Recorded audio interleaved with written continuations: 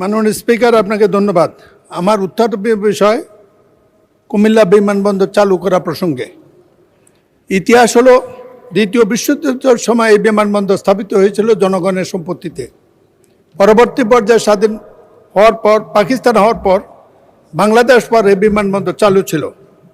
জনগণের ক্ষতিপূরণ দেওয়া হয় নাই।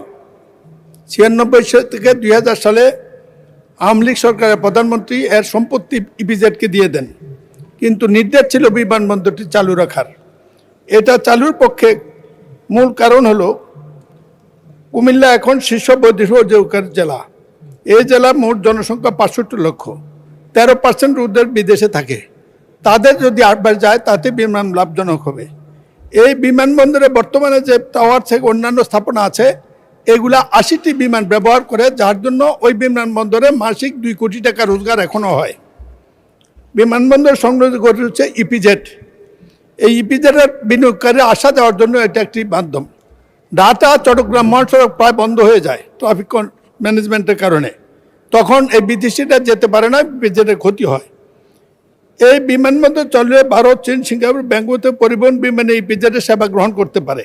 এই বিমানবন্দরের স্বাস্থ্যসেবা পার্শ্ববর্তী দেশ ভারত, সিঙ্গাপুর, ব্যাংকক যেতে পারে। কুমিল্লা জেলার রয়েছে দর্শনীয় স্থান, সেগুলা দেখতে পারে। আমি অনুরোধ জানাবো, মাননীয় বিমানবন্দরটি দান খেত বিমানবন্দর করেছে এই দেশে এই স্বাধীনতার পরে, কিন্তু এই বিমানবন্দরটি চালু হয় নাই। তাতে মনে হয় কুমিল্লার প্রতি অবজ্ঞা, অবহেলা এবং বৈষম্য। আমি বিশ্বাস করি বর্তমান সরকার, জনাব তারেক রহমানের সরকার, দেশের জনগণ নির্বাচিত সরকার, এই বিমানবন্দরটি চালুর জন্য আমি আমার পাশেই বসা বিমানমন্ত্রীর দৃষ্টি আকর্ষণ করছি। তিনি এখন আমার প্রতিবেশীর হক আদায় করবেন। ধন্যবাদ মাননীয় স্পিকার। ধন্যবাদ মাননীয় সদস্য।